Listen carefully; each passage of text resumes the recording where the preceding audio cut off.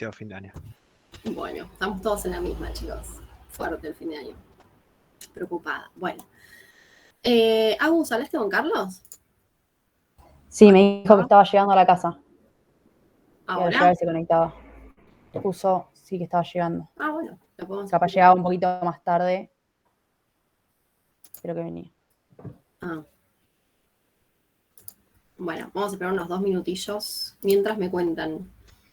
Si pueden prender la cámara, prendan. Sabemos que es la última clase. Vamos a ponerle onda. Va a estar copado, ponele. ¿Qué vieron con el doc? Vimos vitaminas. Ay, qué embole. Una depresión. Chicos, justo en la última clase. Bueno, ¿algo más? ¿Nada más? ¿Vitaminas? Un poquito de hipotálamo, hipófisis. Y no sé qué más, pues yo hoy rendí el final de inmuno, así que estoy con la cabeza como medio... Hormona de Bien. crecimiento también Bien, vimos. felicitaciones. Pero quedé liquidada, tipo... Sí, sí. Se entiende, se entiende. ¿Cómo decían? Hormona de crecimiento también vimos. ¿Qué temas del mal? Bueno. Es una pachorra esos temas. No importa. Va a estar todo bien. Ok. Vamos a esperar un minutillo más a ver si llega Carlos. Y si no, arrancamos. Tenía una buena noticia para contarles.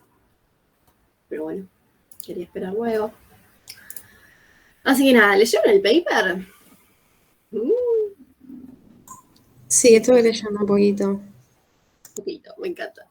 ¿El resto? Sí. Un tiki ahí, un poquito. Era medio largo igual, si habrán visto. Un paper medio complicadillo. Diría que es el más complicado de todos los que vimos hasta ahora. No encuentro ninguna colita, bueno, no importa. Así que nada. Bueno, arrancamos. ¿Aus? ¿Estamos Dale, ready? ahí comparto. Dale.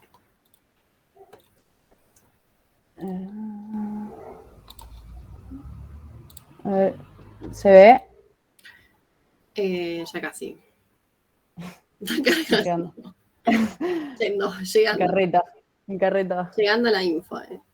Perdón, tengo una duda antes de arrancar. Yo tengo la edad recuperatorio del cuarto, es el 21, ¿no? Sí, si no pediste que fuera antes, sí. No, rendí hoy recién también como inmuno y tuve a mí, de hecho, tengo que ponerme a ver si hoy y ya mañana me pongo a entregar todas las retas y TP que debo, así ya puedo rendir el quinto. Así que... Estamos bien. No sé si ¿les dijeron o todavía no pasaron esta info? ¿Quién les va a decir si no soy yo? ¿No? Es una buena pregunta. ¿Y es lo de los chicos que tienen que pasar el parcial del quinto por Pato? Avisó que se rinden todos el 21. Sí, eso sí. Ahora, que las recetas, TPs y todo eso, traten de entregarlos, ¿cómo es? El lunes. Sí, yo voy a tratar de hacer eso. A ver si ya el lunes entrego todo. Estamos muy complicados la semana que viene. A partir del miércoles no se van a aceptar más entregas, eso sí ya lo sabían, pero la idea es que para darle la chance a ustedes de que si están mal el lunes las corrijan de nuevo, ¿no? Es lo que pensamos eso de que entreguen el lunes como tarde, digamos. Entonces, si ustedes tienen mal algo, nosotros lo corregimos y lo pueden reentregar hasta el miércoles. El miércoles sí se acaban las opciones. El viernes nos recibimos Nacho y yo, así que no vamos a estar haciendo nada esa semana. O sea, la semana que viene no vamos a hacer nada de fármaco. Y van a estar solo Maggie, que es residente, así que sepan entender, y Mai, que es rotante NIAR, así que también sepan entender. Por eso nada, porfa, si están desactualizados, actualícense, pónganse al día. Yo tengo una pregunta, Dani, con respecto a eso. Habían puesto en Facebook que todavía se podía rendir recus antes del 21, la semana que viene. Sí. Yo mandé mail, hoy rendí uno de los recus. O la probé, obviamente, por eso estoy acá. Por suerte. Y nada, quería saber cómo se va a hacer el tema de la semana que viene, porque no sabía si podían, si no podían, como no obtuve respuesta. Cuestión de mandar mail. ¿Mandaste mail? Sí, mandé mail hace ya 2 días. Bueno, ahora digo bien de nuevo. El tema es no hay problema. Yo para saber si... O sea, como poder se podría, el tema es el siguiente. Mandan mail y el mail nos llega a todos los ayudantes, ¿no? Entonces, cualquiera de nosotros vemos, si lo vemos y podemos tomar la semana que viene, vamos a decir sí, tal día, tal hora, bla, o lo que ustedes propongan. pero si el que lo ve, por ejemplo yo, que no puedo la semana que viene, no te voy a contestar, digamos. Ah, ok, está bien, está Dejo bien. que lo vea otro ayudante y sea... Está bien, no hay problema. No, bueno, pero no sabía si volver a mandar uno o dejar que esperar. No, ahora yo, a ver, ya les digo y que lo vayan viendo a alguien que pueda, y si no pueden, una compañía de ustedes, o no sé si del otro curso, mandó un mail hace un ratito de un día que ya estaba todo ocupado, así que no se iba a poder. Así que nada. Ahí pongo. Bien, listo. Bueno. Perdón, última duda antes de arrancamos, sorry. El final del 30 está confirmado, ¿no? ¿Es el 30 de diciembre? Sí, el 21 también. ¿El 20 y cuánto? El 21 también. Ah, bueno, ese no yo. Son todos presenciales, sí, nos van a volver a ver ahí. Sí. Depende que tengas igual, Ingrid. ¿Tenés? Choice, nada, no dije nada, sí. Sí, ese es el lugar. Sí, yo había rendido Choice en esta instancia, así que sería Choice presencial, ¿no? Sí, exactamente. Dale. Si es Pero oral, antes, después, venga. ustedes ponen los horarios antes y todo, ¿no? A las 5 de la tarde, Ah, bueno, como cursada normal. Sí. dale, perfecto. Cualquier Gracias. cosa, si se modifica de las 5, les avisamos, pero en general todo va a ser a las 5. O sea, Dale, el final del 30, el final del 21, los parciales del 21, todo. Dale, gracias. No hay nada. Bueno, Agus, arrancamos. Dale, ¿arrancamos? Dale. Bueno, chicos, como saben, hoy vamos a ver el paper que se llama Versiones y Perversiones del UKPDS. Como ustedes sabrán, ya sabrán lo que es el UKPDS, igual lo vamos a ver más adelante bien las características. Viendo lo que querés ver en un ensayo randomizado y controlado. Ese es el nombre del paper. Ahora lo que se me ocurrió es hacer un verdadero o falso para introducirnos en lo que va a ser el paper en sí, en qué va a tratar. Entonces, si quieren, yo leo la premisa, ustedes me dicen verdadero o falso y me explican qué es lo que piensan de cada uno. La primera dice, los ensayos clínicos están libres de sesgos. ¿Qué piensan? Falso. Bien, perfecto. Saben que a pesar de que tenga un alto nivel de evidencia, no están libres de tener algún tipo de sesgo. Bien, vamos al segundo. Estudios randomizados y controlados siempre son objetivos.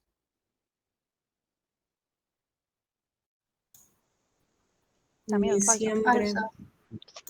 Bien, también es falso. O sea, puede haber errores en la interpretación que pueden modificar los resultados y no ser objetivos.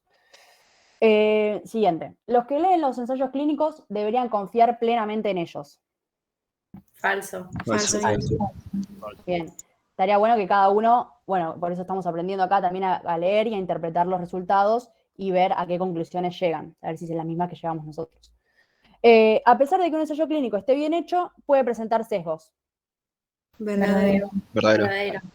Perfecto. La interpretación de resultados está abierta a generar sesgos. ¿Qué piensan? ¿Qué va a ser de lo que se va a tratar el estudio? Verdadero. Bien. Esto es lo que va... Bien, no spoilear, pero esto puede ser lo que vamos a ver al final, en las conclusiones. Todas las personas que leen los ensayos clínicos deberían hacer su propia interpretación. Verdadero. Perfecto. Buenísimo. Y con esta base podemos arrancar, sí, a lo que es, primero que nada, como siempre, vamos a ver qué tipo de estudio es. ¿Quién me quiere decir qué tipo de estudio es? Y justifíquenme por qué es ese tipo de estudio y no otro.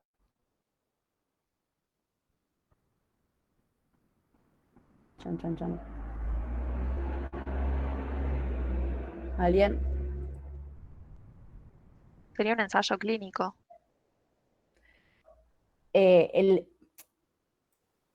Pero el estudio en general, o sea, vamos a ver que se analiza un ensayo clínico, pero el estudio en general, ¿es un ensayo clínico? Sería uno experimental. Sería una review. Bien, una revisión. ¿De qué creen? ¿Sistemática, no sistemática? No sistemática puede ser. Bien, perfecto. ¿Y por qué crees que es no sistemática?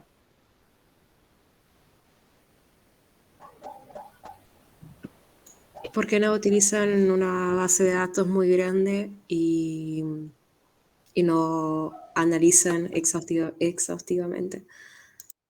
Claro. Acuérdense que la diferencia entre las no sistemáticas y las sistemáticas es que las sistemáticas analizan toda la bibliografía disponible. En este caso, la bibliografía la bibliografía que van a analizar van a ser el UKPDS, van a analizar el UKPDS, los estudios que hay dentro de eso, y van a generar un análisis en base a este estudio, que ahora vamos a ver las características. Así que muy bien, es una reacción no sistemática.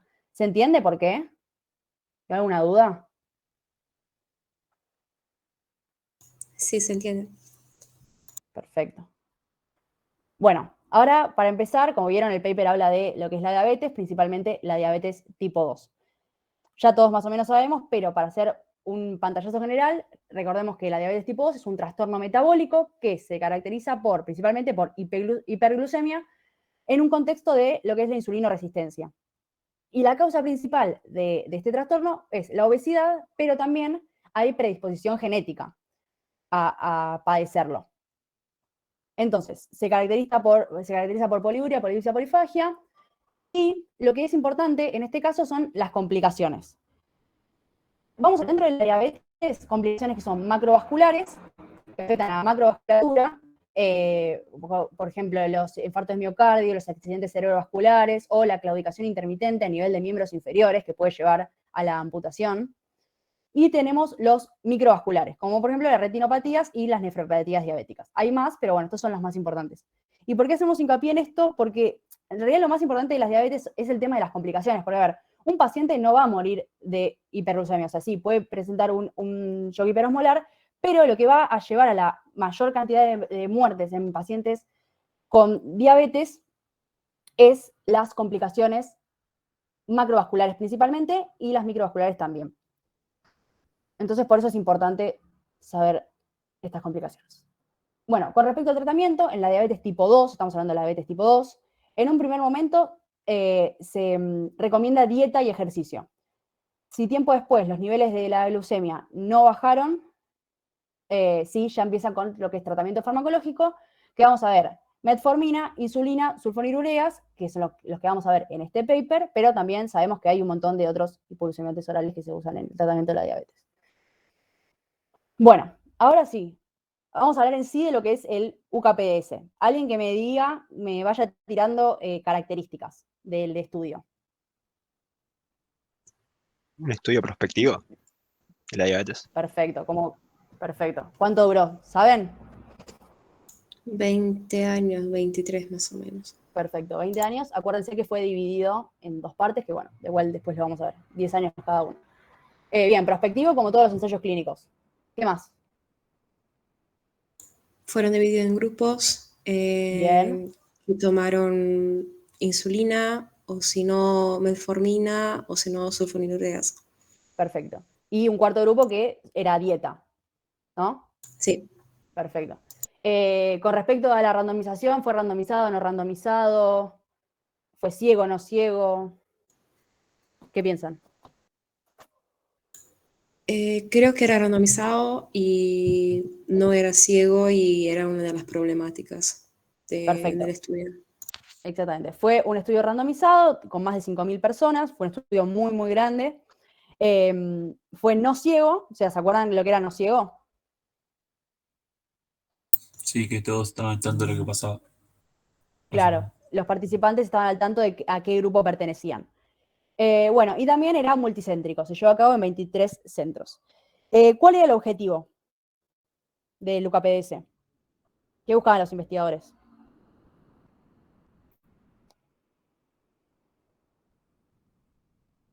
¿Alguien sabe? El efecto de los medicamentos a largo plazo. Claro, o sea, era qué efecto tenía el control estricto de la glucemia en 21 endpoints, que son, vamos a ver que hay endpoints microvasculares y macrovasculares, que están ahí en el cuadrito de la derecha algunos, con los diferentes tratamientos. O sea, pero lo que querían ver era qué efecto tenía el control estricto de la glucemia. Eso fue el objetivo principal del UPS. Y bueno, se dividió con 4 grupos con 4 tratamientos diferentes. Con respecto a las conclusiones de los investigadores, se llevó a cabo el estudio y los investigadores, 20 años después, que es lo que duró, llegaron a las conclusiones de que había una relación muy estrecha entre el control estricto de la glucosa, de la glucemia, y la disminución de factores de riesgo en diabéticos tipo 2. O sea que cuanto más controlada y bien, o sea, bien entre comillas, o sea, entre los rangos normales estaba la glucemia, mejor pronóstico iba a tener el paciente. O sea, que la clave de la eficacia de un tratamiento era la disminución de la glucemia. ¿Queda claro? Eso es lo que Sí. llegaron los investigadores. Bien, Sí, esa es la sí. conclusión de los investigadores. Entonces, este fue un estudio muy, muy grande. Las conclusiones fueron ampliamente diseminadas por toda la comunidad científica. Y bueno, pero nosotros lo que tenemos que pensar, lo que tenemos que analizar es, ¿son ciertas esas conclusiones? ¿Y cómo podemos evaluar si es cierto todo las conclusiones? ¿En qué nos tenemos que fijar? ¿En qué parte del estudio?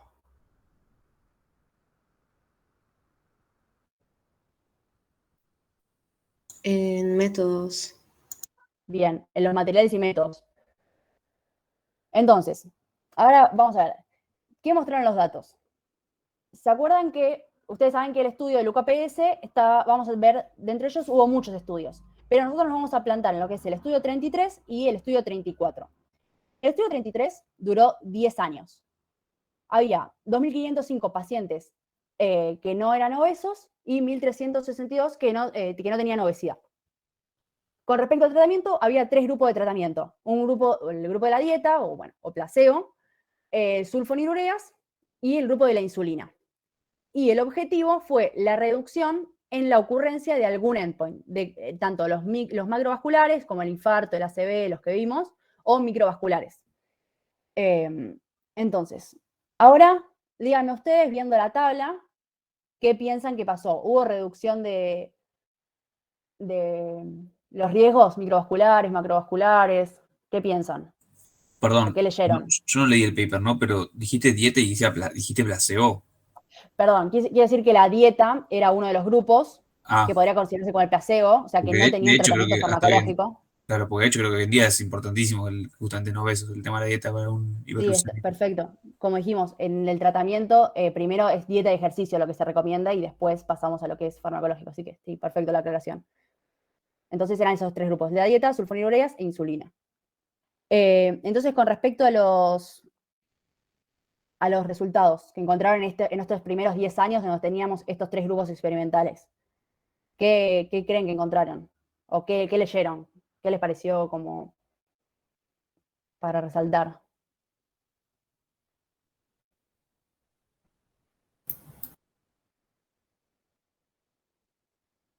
Que era muy poquito lo que cambiaba. Perfecto. O sea, se ve que a nivel microvascular sí había un pequeño cambio, igual no era muy significativo, pero ni a nivel macrovascular directamente no se encontró ninguna diferencia entre ninguno de los 3 grupos. Eso principalmente.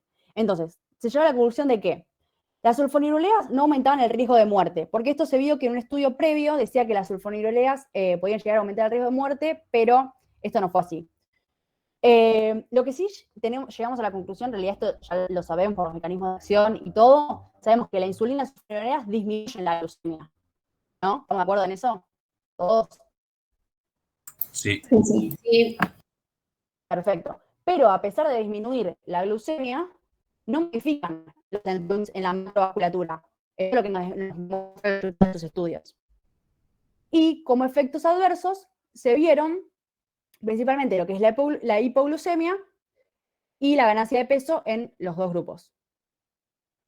¿Ok? Entonces ahí ya vayamos pensando, o sea, en un primer momento dijimos que los investigadores del UKPS habían llegado a la conclusión de que el control estricto de la glucemia era la clave para el diagnóstico eficaz, para el tratamiento eficaz en pacientes diabéticos, pero acá claramente lo que nos muestran los resultados es que a pesar de que disminuyen la glucemia, no modifican los endpoints de la macrovasculatura, que son los que llevan a la mayor mortalidad en pacientes que padecen esta enfermedad. Entonces ya ahí tenemos que tener cuidado con ese dato. Bueno, con respecto a la insulina, vamos a hablar 2 palabritas igual. Es la droga base en el tratamiento de diabetes tipo 1, que no la vemos en este paper, y en algunos con personas que padecen la diabetes tipo 2, no en todos. Bueno, va a haber análogos de la insulina, que cambian la farmacocinética, porque cambian los aminoácidos, capaz tienen vida media más larga, más corta, cada uno tiene sus ventajas y desventajas. Tenemos de acción ultra rápida, prolongada e intermedia, sabemos. Con respecto a la administración, es parenteral, principalmente subcutánea, la mayoría de los casos. En algunos casos se da intravenosa, en casos de emergencia como en cetoacidosis o coma hiperosmolar, se da intravenosa, pero solo la que se da intravenosa, acuérdense que es la insulina regular. No todas, solo esa. Y con respecto a los efectos adversos, principalmente el efecto adverso es la hipoglucemia, como efecto adverso más importante. También vamos a tener hipocalemia y lipodistrofia, que es una atrofia del tejido celular subcutáneo. Va desde una atrofia a una hipertrofia del tejido celular subcutáneo, y eso se da por las inyecciones subcutáneas de estas insulinas. Por eso se dice que vayan rotando los sitios de inyección para evitar este efecto adverso. Bueno, y con respecto a la sulfonilurea, sabemos que tenemos de primera y de segunda generación. Acá tenemos la cloropropamida, que va de primera generación, que fue usado en este estudio, y la glibenclamida, que fue usado también en este estudio, uno de primera y otro de segunda generación. Con respecto al mecanismo de acción, son secretagogos de insulina. ¿Y a través de qué mecanismo? Bueno, modulan lo que es el canal de calcio de ATP. Acá, si nos acordamos de fisiología, al inhibir los canales de ATP, hace que las cargas positivas permanezcan adentro, bueno, lleva a una despolarización de la célula, aumenta la entrada de calcio, y eso hace, el aumento de la entrada de calcio hace que se secrete insulina. Entonces, ese es el mecanismo. Con respecto a la administración, con respecto al ADME, vía oral principalmente, tiene una distribución ampliamente unida a proteínas, principalmente a la albúmina, con un metabolismo hepático, vida media de 3 a 5 horas, y excreción renal. Igual ¿Sí? hay un grupo que tiene que hacer hipoglucemiantes orales. Ah, lo paso. Si querés, claro, para Vale. ahorrarte laburo, enfocate, digamos, en el paper, porque esto era para la escuela, digamos, pero Dale. en esta parte, chau, fármacos, y enfocate el paper. Perfecto. Bueno, entonces lo que vimos anteriormente fue el estudio número 33 de 10 años con sulfonilureas, insulina y dieta. Ahora vamos al estudio 34, que también duró 10 años y constaba de 1.704 pacientes con obesidad y con diabetes tipo 2. En el tratamiento, en esta parte del estudio, había dos grupos nada más. Un grupo de dieta y un grupo que tomaba metformina. Acá sí, lo que mostraron los datos es que hubo unas diferencias que eran clínicamente importantes en lo que son enfermedades macrovasculares, que como dijimos son la principal causa de muerte en pacientes que padecen la diabetes tipo 2. Entonces, ¿qué les parece que los resultados? ¿A qué conclusión llegamos con estos resultados? ¿Qué piensan? ¿Saben cuáles son Miren, las ahí sí. macrovasculares? ¿Y cuáles son las micro? ¿Saben eso? ¿Cómo no escuché? No te escuché, Dani. Si saben, Internet del mal. Si saben cuáles son las macrovasculares, las complicaciones macrovasculares. Placas de ateroma y aterosclerosis. Con el infarto, la gangrena, y las micro serían la nefropatía diabética. Microcephalía. Bien. No, importante de macrovasculares, el IAM y el ACV, básicamente. Así como bien grande. Y después micro, bueno, la nefropatía, la retinopatía, la vasculopatía periférica, todo eso. Diabético, bla, bla, bla. Nada, dato. Está en la tablita igual ahí. Por eso dice miocárdica y stroke y después microvascular. Está bien dividido. Nada, sí. Respondo a la pregunta de Agus. Entonces, bueno, ¿qué ven acá? Por ejemplo, si nos paramos en infarto miocardio y ACV, que dijimos que eran las macrovasculares, ¿hay diferencia, por ejemplo, entre lo que... Miren acá, ¿se acuerdan que era el riesgo relativo, el riesgo absoluto? Chan, chan. ¿Alguien?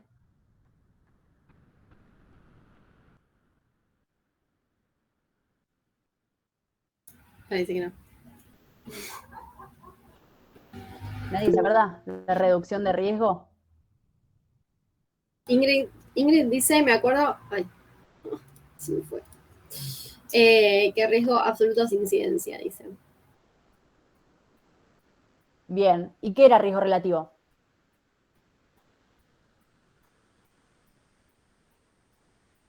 Bien, eso es riesgo absoluto.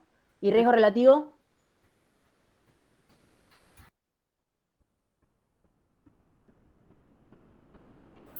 La comparación del riesgo absoluto de los dos grupos, del de control y del que está con la intervención.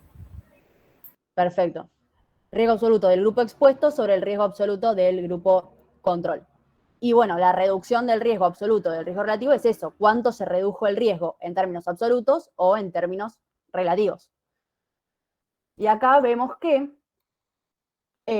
hubo reducciones significativas en todas las causas de muerte y de ACV con respecto a la sulfonilureas insulina. O sea, lo primero que nada es que la metformina mejoró todo, tanto lo microvascular capaz no tanto, pero lo macrovascular, la mortalidad y las muertes relacionadas a diabetes y la mortalidad total, todas las disminuyó. El tema es que con respecto a todas las causas de muerte, acá, en esta columna, y al ACV, hay una diferencia significativa con respecto al grupo de las sulfonilureas insulina. O sea, eso es importante. ¿Les parece o no? Capaz no les parece.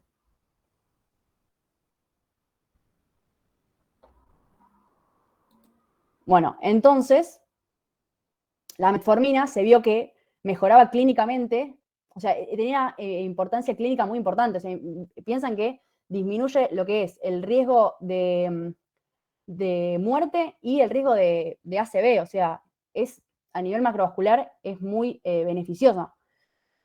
Entonces, con estos datos que tenemos, tanto del primer estudio como del segundo. Bueno, metformina, después lo vemos más adelante. Bueno, otra cosa que quiero que veamos es el tema de la hemoglobina glicosilada. Todos deben saber lo que es la hemoglobina glicosilada. Bueno, la hemoglobina, la proteína que está entre los glóbulos rojos, que por el exceso, por la glucemia, por el exceso de glucosa en sangre, hace que se glicosile y se modifique. Y la hemoglobina glicosilada es un marcador subrogante. Pero esto sí, alguien me tiene que decir qué es un marcador subrogante y para qué servía.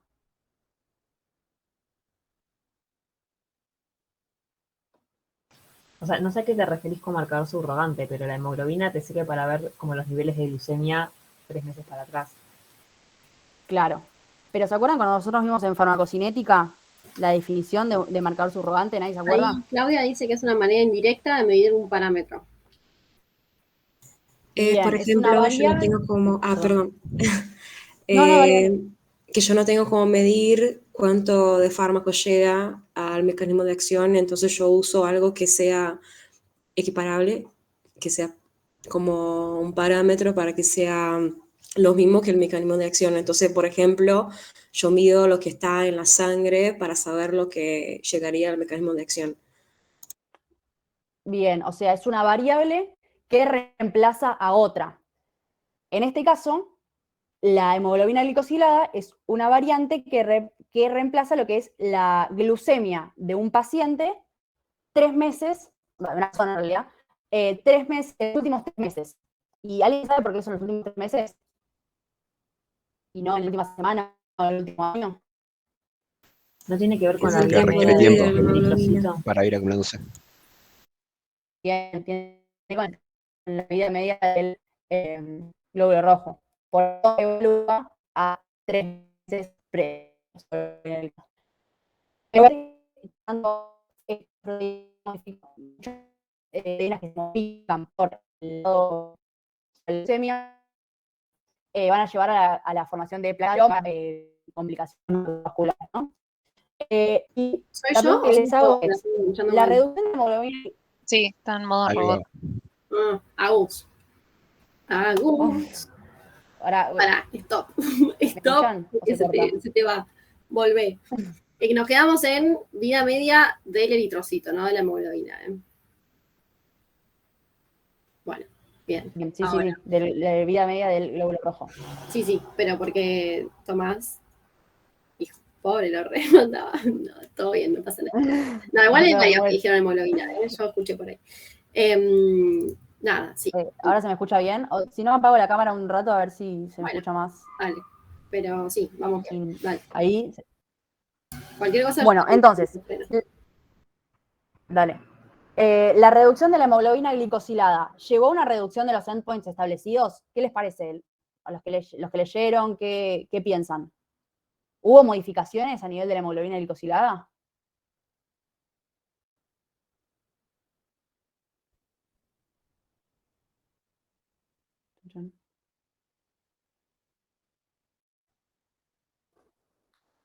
¿Sí o no? El 50% de probabilidades que le peguen. No. No. Bien. Si nosotros vemos el gráfico, lo vemos ahí, en realidad estos son los mismos dos gráficos que vimos antes, pero vemos en la última columna que habla de la hemoglobina glicosilada. Y vemos que en realidad en la mayoría de los, acá vemos que en las sulfonilureas y la insulina tienen 6.7, 7.2, 7.1, en la dieta tiene 7.9 y en la metformina tiene 7.4. O sea, vemos igual una diferencia entre lo que son los tratamientos farmacológicos con el tema de la dieta, hay una pequeña disminución, pero entre los tratamientos farmacológicos no hay una diferencia significativa en la hemoglobina glicosilada. Y nosotros vimos que, claramente, o sea, todos llegamos a la conclusión, viendo los resultados, que la metformina sí disminuía lo que eran los efectos macrovasculares. Entonces, aparentemente, lo que nos está diciendo estos resultados es que no hay una relación tan directa entre el contenido de hemoglobina glicosilada y los efectos los efectos adversos macrovasculares. ¿Están de acuerdo conmigo o no? Sí. Perfecto, buenísimo. Bueno, entonces, ¿a qué conclusiones llegaron? O sea, ¿qué conclusiones llegaron las personas que hicieron esta revisión no sistemática, no los que hicieron el UKPS? Los que hicieron este paper que estamos viendo nosotros. Bueno, que las sulfonilureas y la insulina claramente no tuvieron beneficios significativos en lo que eran los endpoints microvasculares y macrovasculares. Esto dijimos, estábamos todos de acuerdo, llegamos a la conclusión nosotros también. Con respecto a la metformina, sí se vieron reducciones significativas en los endpoints macrovasculares principalmente. También llegamos a la conclusión. Otra cosa que ya sabemos es que los 3 grupos de fármacos controlan la glucemia. Entonces, si nosotros nos recordamos cuáles eran las conclusiones que habían llegado los de UKPS, que decían que el control de la glucemia era lo más importante, acá vemos que no. O sea, que los pacientes no es que se beneficiaron por el control de la glucemia, porque los tres tipos de fármacos controlan la glucemia, sino que los que se beneficiaron fue por el uso de la metformina. Y otra cosa es que los cambios en la hemoglobina glicosilada no tuvieron relación con los resultados clínicos importantes de esta reducción en la macrovasculatura, que se creía que sí estaban muy relacionados. Entonces, ahora vamos a la última parte y es para que pensemos. Entonces, ¿por qué se presentan los resultados o sea, por qué los que presentaron los resultados del UKPS lo presentan con tanta importancia sobre el control de la glucemia, esto que le daba mucha importancia, si en realidad lo importante es los beneficios que se obtuvieron con el tratamiento de la metformina? ¿Qué creen que pudo haber pasado? Y nos remontamos a la primera diapositiva, vieron que vimos el verdadero falso y todo eso. O sea, hubo un sesgo en la interpretación, por así decirlo. Excelente, fue exactamente eso. Hubo un sesgo en la interpretación de los resultados. Pero a ver, los resultados estaban. El tema es que no los interpretaron como correspondiera, hubo un sesgo. ¿Y qué saben que es un sesgo? ¿Qué se acuerdan? Direccionar un resultado hacia algún lugar. Bien, o sea, es un error sistemático, o sea, no lo hacemos a propósito, que va a llevar a una desviación en la verdad de los resultados. O sea, nos va a llevar para una dirección específica que no es la correcta, sería. Y tenemos lo que son los sesgos de selección, que esto tiene más que ver con el tema de la muestra. Por ejemplo, ¿se acuerdan del paper de vitamina D que vimos el clase anterior? Eso podría llegar a ser un sesgo de selección, porque la muestra no es representativa y nos puede desviar la verdad de los resultados hacia un lado que no es el correcto, el real, el extrapolable. Después podemos tener sesgos de información y sesgos de interpretación de los resultados, que son los que nos vamos a focalizar en este paper y son los que aparecen en este paper. Y ahora, ustedes díganme, los que leyeron el paper, díganme cuáles son, o sea, están acá escritos, pero díganme cuáles pudieron ser las causas principales de estos sesgos, el por qué. ¿Alguno sabe? O si lo leyeron y no se entendió, o no leyeron, no sé cómo, qué piensan de estos sesgos.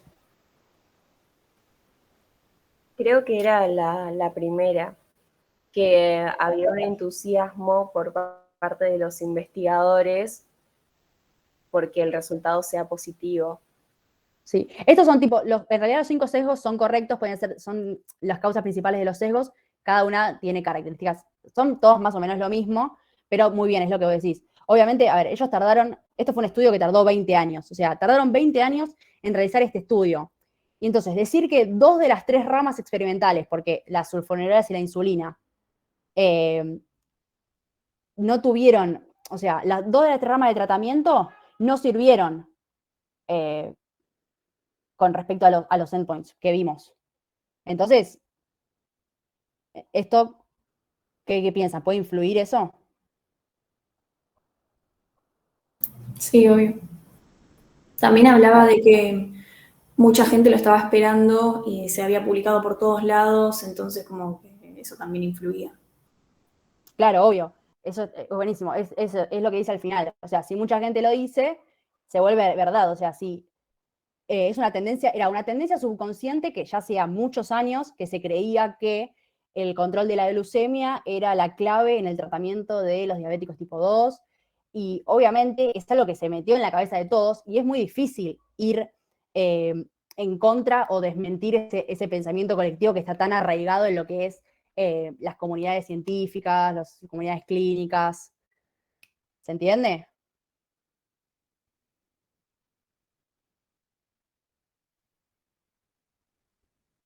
Sí. Sí, sí. Buenísimo.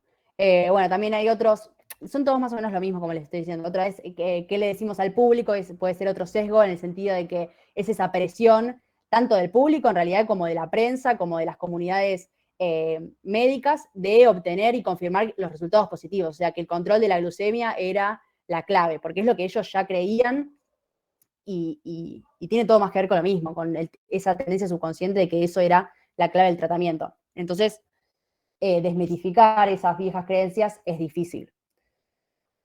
Entonces, con respecto a la conclusión o las conclusiones más como personales, que también o sea, las conclusiones del estudio, es que a pesar de que un ensayo clínico ya sabemos que tiene un alto nivel de evidencia, son confiables, hay que tener cuidado con el tema de la interpretación, porque puede presentar lo que son sesgos escondidos.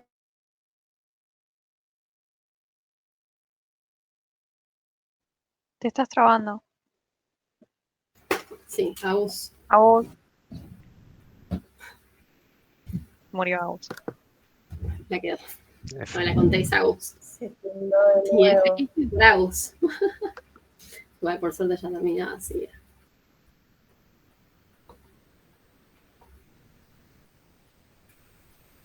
Bueno, mientras. ¿Les fue quedando el paper? ¿Tienen alguna duda? Vieron que es más complicado porque es un estudio de 2 estudios. O sea, es como que a veces se confunden eso en el examen de decir es un ensayo clínico. Pues no, porque no lo es, pero sí, porque contiene ensayos clínicos. Es complicado porque tiene bastantes nombres de fármacos que los van a tener que saber, pero conclusión así súper grande, aguante la metformina, la amamos a la metformina y la tomamos a la metformina. Así que sépanse la metformina. Básicamente es como, se fue Agus, F por Agus. Básicamente es como la más importante, ¿sí? Que se tienen que saber. Obviamente que las insulinas, cosa que no lo estamos viendo acá porque no estamos viendo mucho diabetes 1, que también se dan en diabetes 2, pero no importa, se van a dar más en diabetes 1, también las tienen que saber, eso de que tienen acción corta, acción prolongada, cuáles se pueden dar intramuscular, cuáles se pueden dar intravenosa, cuáles sean subcutáneas, efectos adversos, eso sí. Pero de saber hipoglucemiantes orales no pueden dejar de saber lo que es la metformina. O sea que igual ahora lo vamos a ir viendo porque sus compañeros tienen que exponer ese tema. Igual, o sea, por lo que entendí, al fin y al cabo, es la metformina que es el que realmente dio más resultados. Sí, O tal sea, cual. sí era un fármaco que controlaba la leucemia, solo que era el que más dio resultados, ¿no? Claro, controla la glucemia y controla un montón de otras cosas. Controla Claro. el bajo peso, o sea, que bajes de peso en realidad te hace bajar de peso y eso mejora muchísimo más el perfil de glucémico, ¿no? Obviamente. ¿Qué más? Después hacía disminuir los efectos cardiovasculares, que eso también era súper importante. Si bien Agus dijo que por ahí los microvasculares no tanto, la retinopatía sí la disminuía, así que eso también es importante. Así que nada, sí, como conclusión de este paper, digamos, se tienen que llevar eso. Que dentro de todos los hipoglucemiantes que fueron comparando, el que mejor daba resultados era la metformina y no solo estrictamente por el control de la glucemia, porque el control de la glucemia al fin y al cabo lo hacen todos, sino que tiene beneficios extra, que la verdad que es por eso que es la primera línea de tratamiento. Como dijo Agus, las líneas de tratamiento para la diabetes 2 son ejercicio y dieta, o sea, medidas higiénico-dietéticas. Si con eso por 3 meses no se controla la glucemia, van a empezar a dar fármacos. ¿Qué van a hacer? Metformina primero, salvo que tenga contraindicado, ¿no? Metformina primero. Después se le va a agregar un segundo fármaco, que suelen ser las sulfonilureas. Ahí volvió Agus. Y de última, si con esos dos no se controla, ahí recién se pasa a la insulina en lo que es diabetes 2. O sea, ese es el esquema de tratamiento, ¿se entiende? Van escalonando y si van a empezar con un fármaco, van a empezar con metformina. Metformina sola y después le agregan otro. Así que nada, eso es como súper importante.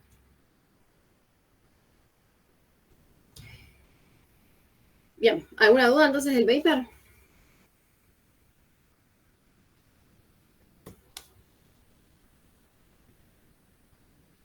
No.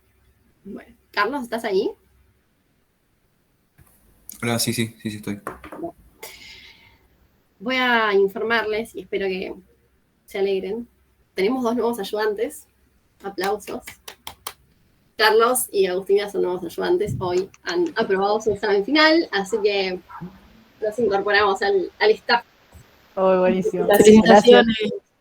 Bien ahí. Felicitaciones. Felicitaciones. Gracias, chicos. Así que nada, ahora están a la par, no me pueden decir que yo me tengo que hacer cargo de la clase, chicos. Los dejo, me voy. No, Bueno, chao. mal. Chao, quédate ahí con tu internet del mal. Bueno, bien, entonces, si no tienen dudas del paper. Mirá la información que me llega clave. El choice del viernes 17, que yo no voy a estar, voy a estar en Narnia. Si quieren bajar a saludarme, no, pero están. Bueno, si quieren bajar a saludarme, se les agradece. Bueno, dato. El choice del viernes es a las 16 horas.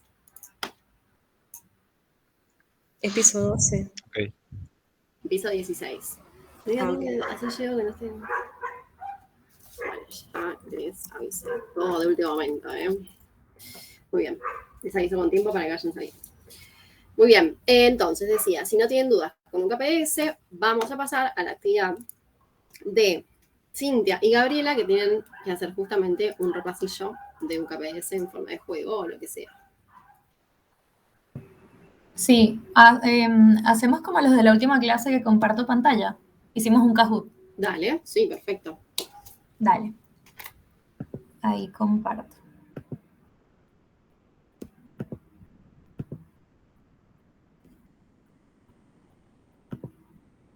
Me avisan cuando me vean.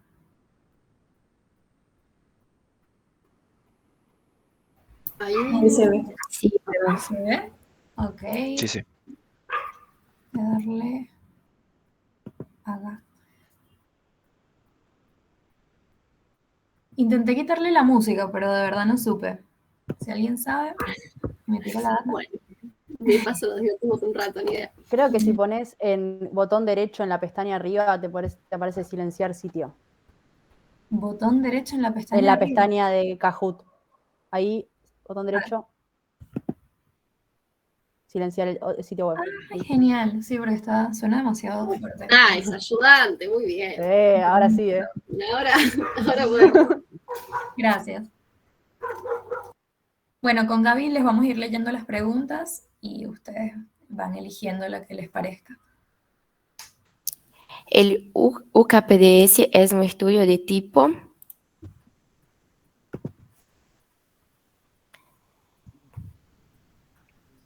Ensayo clínico. A ver. Bien, hay dos. Randomizado. El verde. El verde. Ok. Bien. En el UKPDS participaron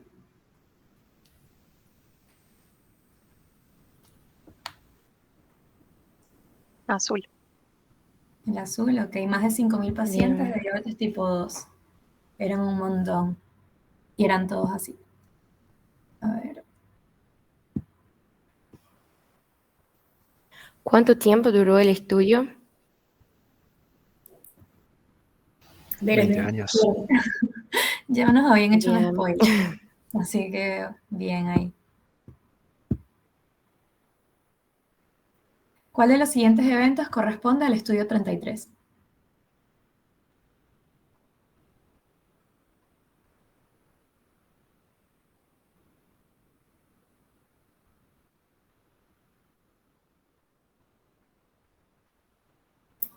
¿Verde? A ver, sí. Sí, bien.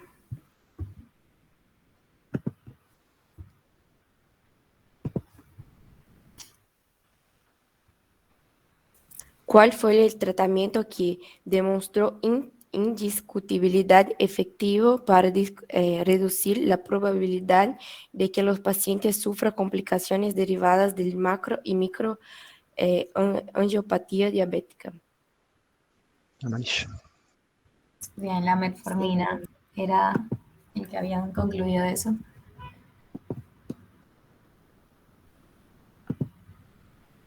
Esto es un verdadero o falso que dice, al final del texto se concluyó que las sulfonilurias aumentan el riesgo de muerte y patología asociada a la diabetes. ¿Qué opinan? Falso. Totalmente falso, claro, justamente lo desmintieron.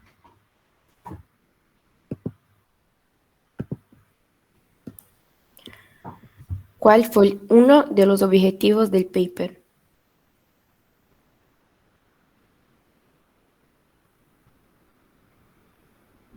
Verde. Verde, a ver. No, en realidad, claro. Amarillo. Era claro, porque te decía, hablaba en una parte lo de que siempre van a tener sesgos. Entonces, nada. Y no era la insulina, era la metformina. Bien, y esta dice, ¿cuál de los siguientes no es un ejemplo de sesgo mencionado en el paper?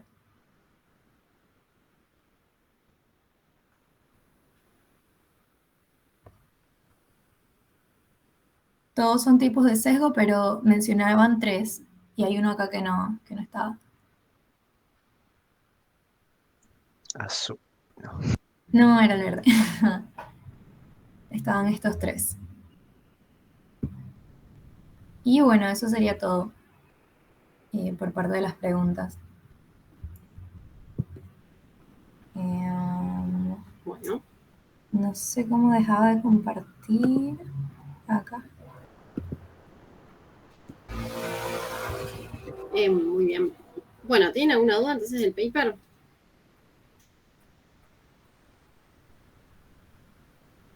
No, por ahora no. Por ahora, me encantó. Bueno, muy bien. Perfecto, entonces. Me encantó. Bueno, estoy en mood contenta hoy. Insulinas, Hola. yo les digo Lucía y Natalia. Sí, vamos. comparto. Dale, Ale.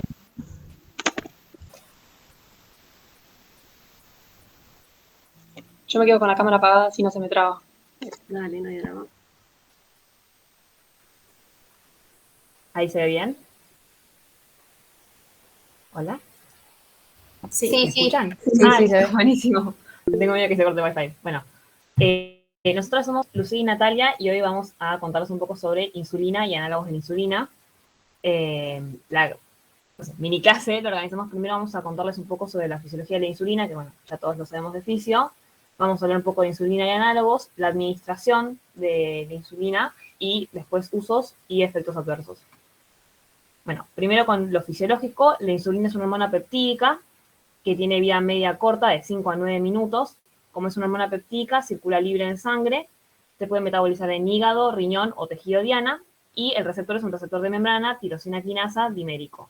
Los principales estímulos para la secreción de insulina son la glucemia, el efecto incretina, que va a estar dado por HIP y GLP-1, y la acetilcolina también. Después acá hicimos un cuadro con los distintos efectos que tiene la insulina. Principalmente quisimos destacar los efectos metabólicos porque se usa más que nada para tratar la diabetes. A nivel de lo que es el metabolismo de carbohidratos, disminuye la gluconeogénesis, la glucogenólisis, estimula la glucólisis, la glucogénesis, la captación de glucosa en los tejidos dependientes de insulina, como es el tejido adiposo y el tejido muscular, va a estimular que se traslade el transportador a la membrana plasmática. También tiene efectos a nivel del metabolismo de lípidos, estimula la lipogénesis y disminuye la lipólisis, y es anabólica proteica. Y también le quisimos agregar un efecto que tiene la insulina, que no es a nivel metabólico, pero que es importante para después los efectos adversos de la insulina como fármaco, que es que aumenta la actividad de la bomba sodio-potasio TPasa y la entrada de potasio a células que captan glucosa. Bueno, esta diapo es más que nada como un recordatorio de que los análogos difieren en la farmacocinética, lo que hace que se dividan en insulinas prandiales y basales. Dentro de las prandiales empezamos con las de acción ultrarrápida, que incluyen la aspartica, la glulicina y la lispro. Todas se administran vía subcutánea, 30 a 40 minutos antes de las comidas, tiene un inicio del efecto de 15 a 20 minutos, una duración de 3 a 4 horas, un metabolismo hepático y una eliminación renal. La ventaja que tienen es que disminuyen los niveles de hemoglobina glicosilada. Bueno, acá pusimos como dato los precios como ejemplo y unas fotitos. Bueno, después están las de acción rápida, la insulina regular o humana, que también es prandial. También sea 30 a 40 minutos antes de las comidas, principalmente de vía subcutánea, pero tiene la característica que se puede dar intravenosa o intramuscular, que es en caso de emergencias, como por ejemplo cetoacidosis o coma hiperosmolar, por ejemplo. Igual ya me estoy adelantando como uso transitorio, digamos.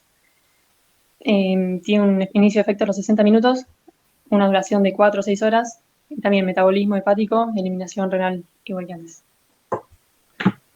Y acá también, otra vez dejamos precios como ejemplo. Y acá ya empezamos con las basales. La NPH es de acción intermedia, también vía subcutánea. Se administra 1 o 2 veces al día, pero ya independiente de las comidas. Tiene un inicio de efecto de 1 o 2 horas, una duración de 10 a 16, metabolismo igual hepático, eliminación renal. Y bueno, estas características farmacocinéticas son porque están combinadas con SIG y protamina. Bueno, y el precio también es similar al anterior, más o menos. Y después también basal, tenemos la de acción prolongada, también vía subcutánea, tiene un inicio de acción de 1 a 4 horas. La característica que tienen es que no tienen pico de acción, por lo tanto tienen un menor riesgo de generar hipoglucemia. Y están por un lado el detemir y la glargina, que tienen una duración de 12 a 24 horas, y por otro del UDEC, que tiene una duración un poco mayor, de 24 a 48. Y también metabolismo, eliminación, hepático y renal, respectivamente. Y bueno, otra vez, los precios ahí ya se ve más la diferencia con las anteriores.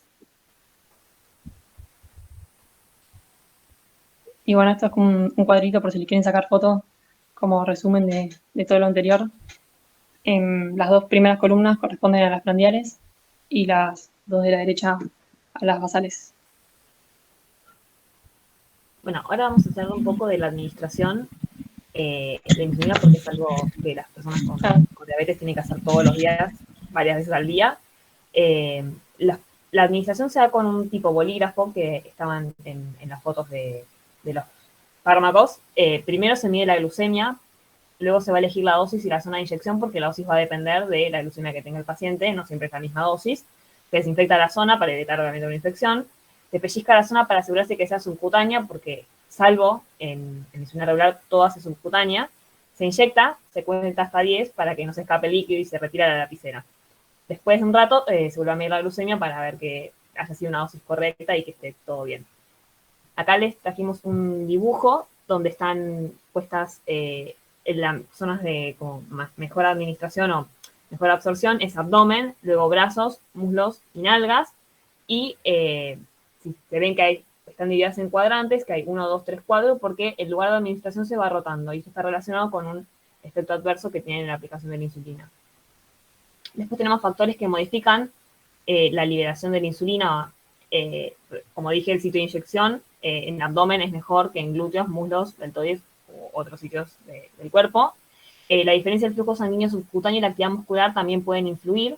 El tipo de insulina, como charlaron recién, el volumen y la concentración de la insulina inyectada, la profundidad de la inyección y la temperatura del lugar, porque si uno hizo ejercicio físico o se frota la zona, se produce vasodilatación y eso ayuda a que se distribuya mejor, o si la persona tiene frío o está vaquista, se va a producir vasoconstricción que disminuye la absorción también. Después acá les trajimos gráficos de regímenes de insulina. Los análogos de la insulina, los de acción corta, se dan en las comidas, y después son en insulina basal, son regímenes generales, pero cada uno se tiene que hacer específico para cada paciente, porque cada paciente va a tener distintas rutinas en su vida diaria y también se ajusta a lo que vaya a comer y al tipo de ejercicio, o si realiza ejercicio y cómo sea su día, si tiene algún evento estresante, por ahí también cambia la dosis y demás.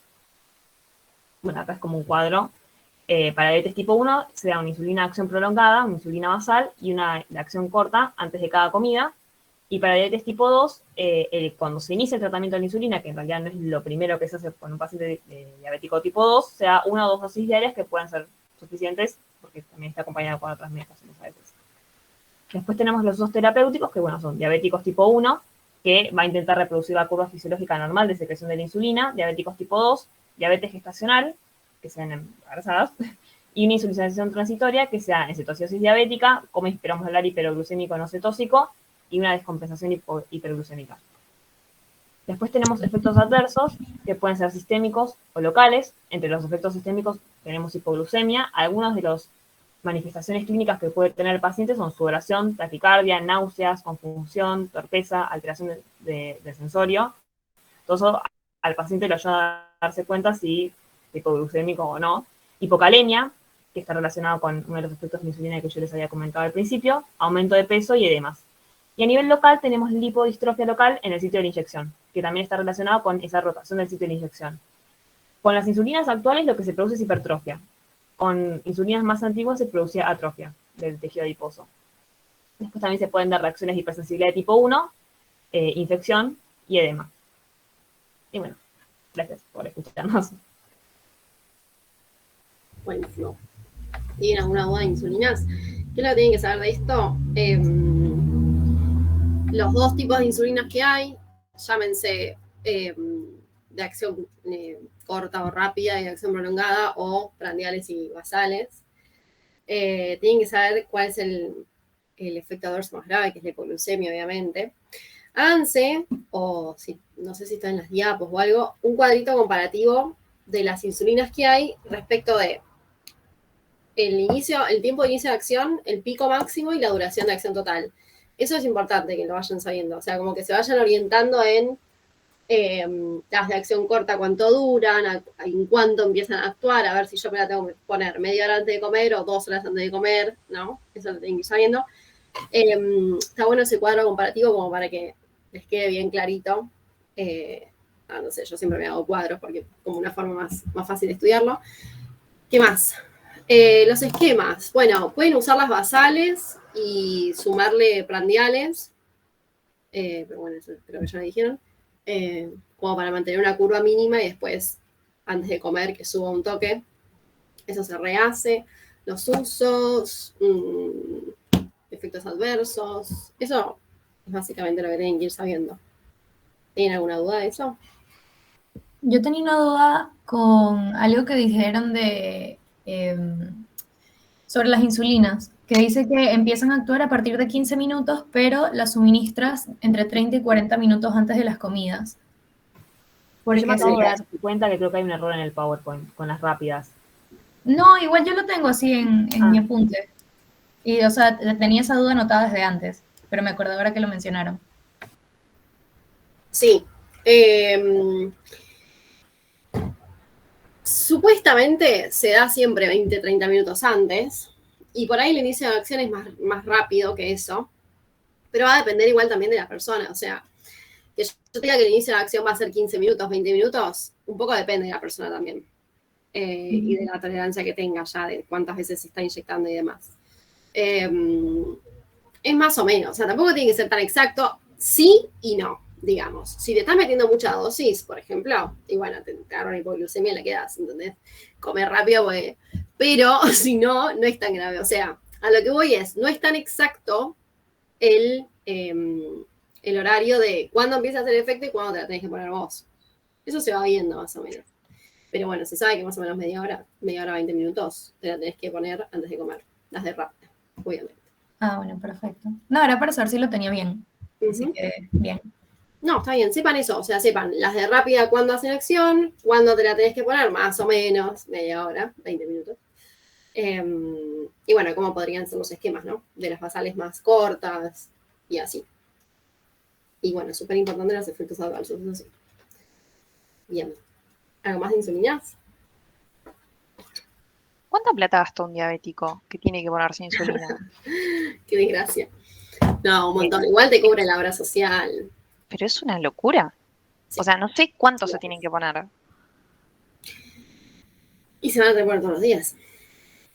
Todos los Claro, días. pero ¿en cuánta cantidad? Porque ponele, lo más barato que vi eran, no sé, 100 unidades internacionales, 10 mililitros, algo de 5.000 pesos. No, creo que son menos, creo que son como 20 unidades.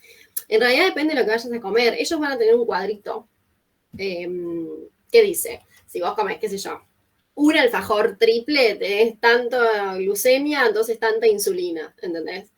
Es un quilombo. Pero depende de lo que coman y depende de cada cuánto. Pero... sí, yo supongo que sí. Alguien que no tiene obra social, el gobierno, yo supongo que sí. ¿Qué te iba a decir? Me perdí. Que yo por lo que entendí en su momento, era que tenías como dosis de 20 unidades internacionales, ponele. ¿Entendés? Entonces, pues, no sé, por ahí una jeringa te alcanza para, o una lapicera te alcanza para varias, qué sé yo. No sé bien cómo se usa, no sé. Claro, porque ponele, yo hoy también me puse a chusmear y veía que, no sé, las que eran de acción prolongada, tenías 3 jeringas y 3 jeringas te salían algo de 30.000 pesos. Sí, sí. Y después, si la tenés que mezclar con las de acción corta para todas las comidas. Sí. Sí, aparte, pensar lo incómodo que es, ¿no? Yo tengo una de mis mejores amigas, el papá es diabético tipo 1, y es horrible, o sea, todo el tiempo se tiene que estar pinchando, ahora leo, pinchando para medirse la glucemia y pinchándose para meterse la insulina y pinchándose para medirse a ver si está bien o se puso más o se puso menos, o tomar un toque de coca y después fijarse, y es como, ay Dios, qué garrón. Una caja de lapiceras de insulina basal por mes. Bueno, depende cuántas tenga la caja. Cuántas lapiceras tenga la caja. Pero bueno, sí, no, es un montón. Es un montón. Porque hasta las tiras reactivas para medir la glucemia también son carísimas. Sí. Sí. Por eso, ejercicio, dieta, qué sé yo. Bueno, igual la diabetes tipo 1 ya cagaste, pero bueno. Para no llegar a eso en la diabetes 2, por ejemplo. Bien. Sí. No, bueno, yo calculo que si no tenés obra social, algo te lo cubre el gobierno, ¿eh? Debería. Cubre un montón de cosas, así que yo creo que sí. Pero bueno, bien. Vamos a antidiabéticos orales, entonces, con Eric y Lucas. Bueno, ahí comparto. Vale.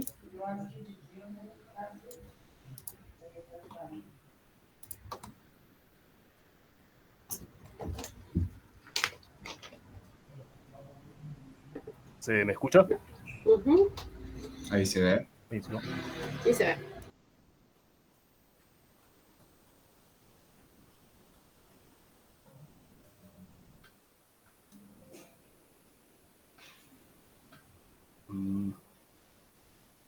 Ahí va. Bueno, somos Eric y Lucas y vamos a hablar un poco de los hiperglucemiantes orales. Básicamente se usan para tratar la diabetes mellitus tipo 2, buscando que el cuerpo de diferentes maneras tenga la capacidad de responder a la insulina. A pesar de esto, el uso de estos hipoglucemiantes es complementario al tratamiento no farmacológico, digamos, que es el manejo de la dieta del paciente y la implementación del ejercicio físico. No se usan para tratar la diabetes tipo 1 y siempre cuando se administran las dosis se inicia con la que sería la más baja, ¿no? Y a partir de eso, dependiendo de la respuesta glucémica del paciente, se va aumentando progresivamente justamente para evitar los efectos adversos que tienen, o sea, lo más frecuentes que presenta cada grupo de estos hiperglucemiantes, que es la hipoglucemia. Bueno, la clasificación la podemos hacer en dos grandes grupos, los secretagogos de insulina y los no secretagogos de insulina. Dentro de los secretagogos están las sulfonilurias, las leptinidas, los agonistas de GLP-1 o de incretinas y los inhibidores de DPP-4. Dentro de los no secretagogos están las biguanidas, las tiazolidinedionas, los inhibidores del alfa-glucosidasa y los inhibidores del SGLT2.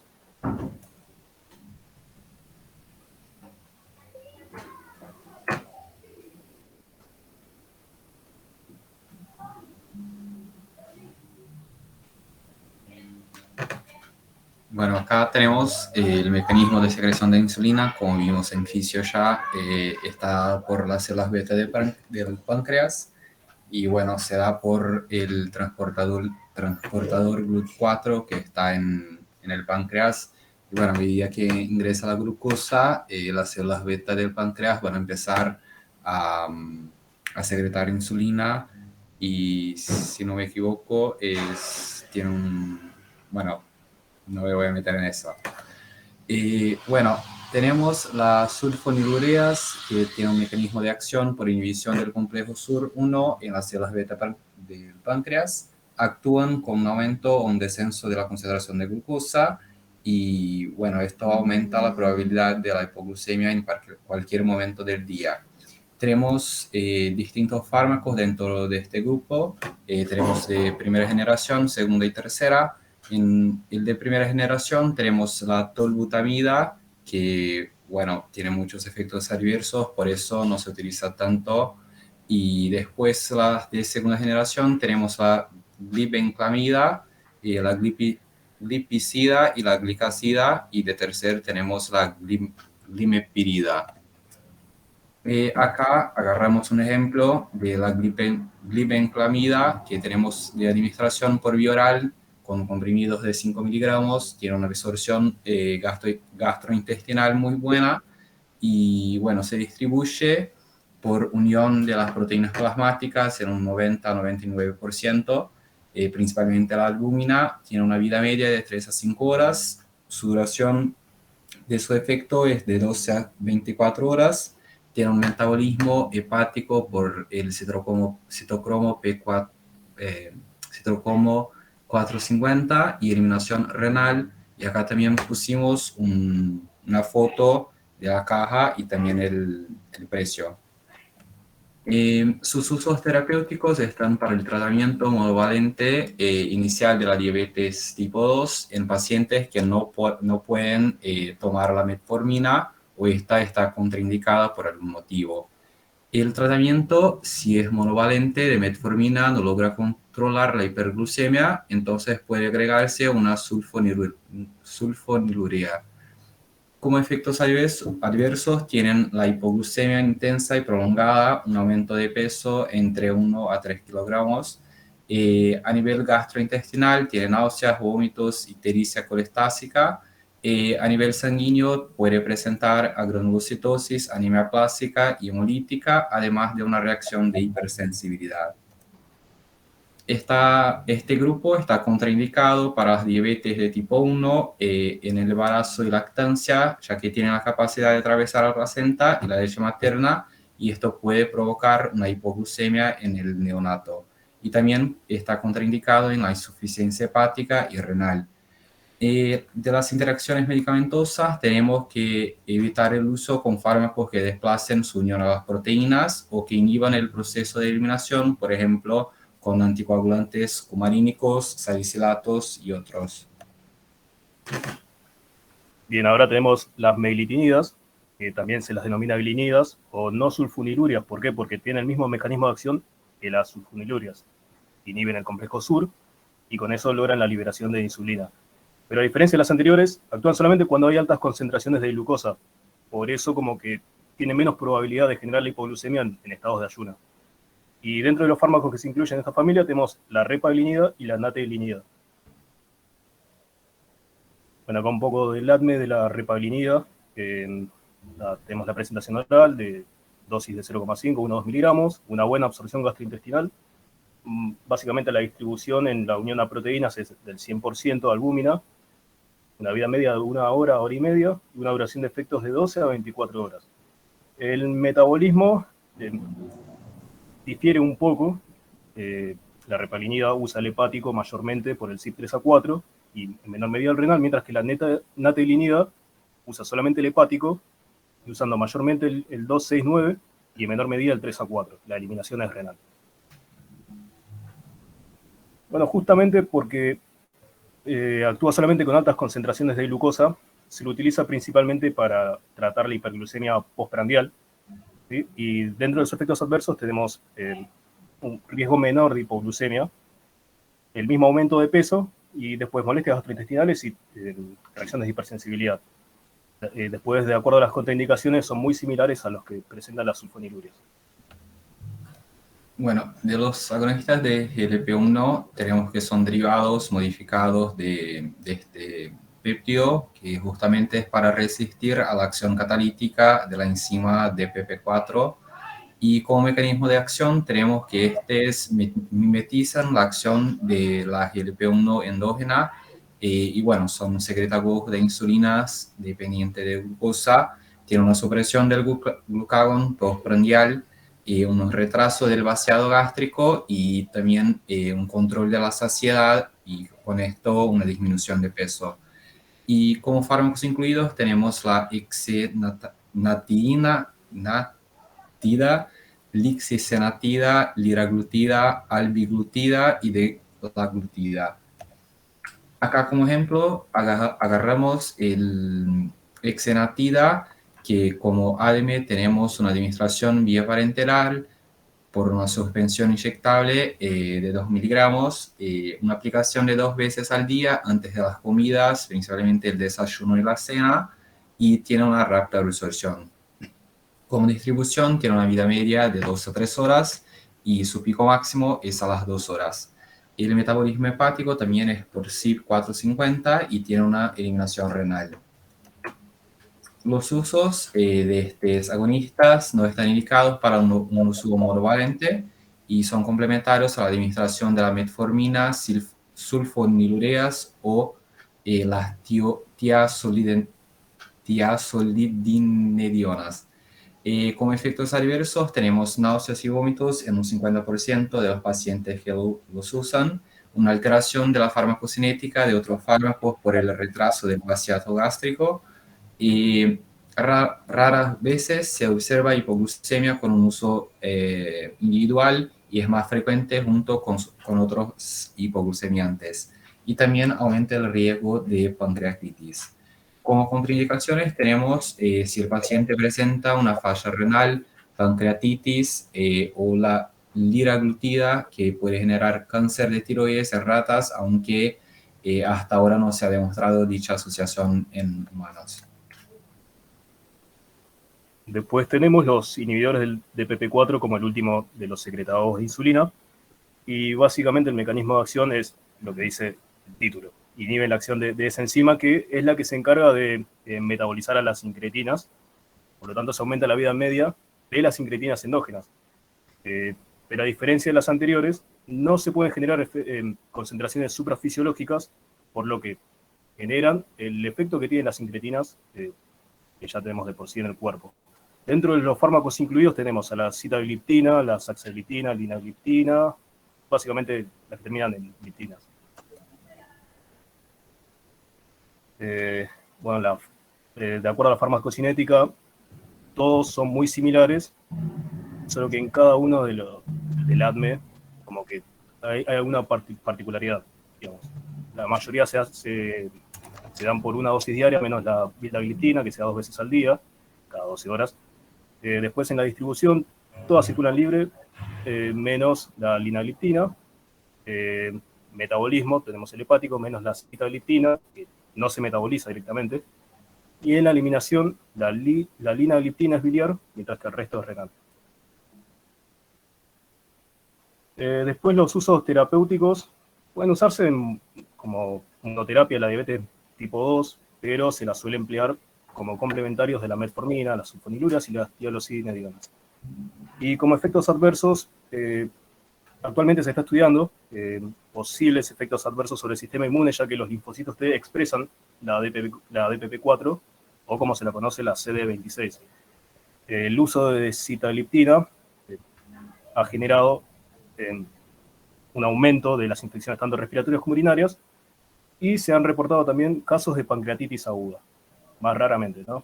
Sin embargo, en las contraindicaciones tenemos a los pacientes inmunocomprometidos y a aquellos que tienen pancreatitis, para que en los efectos potenciales no se complique el cuadro.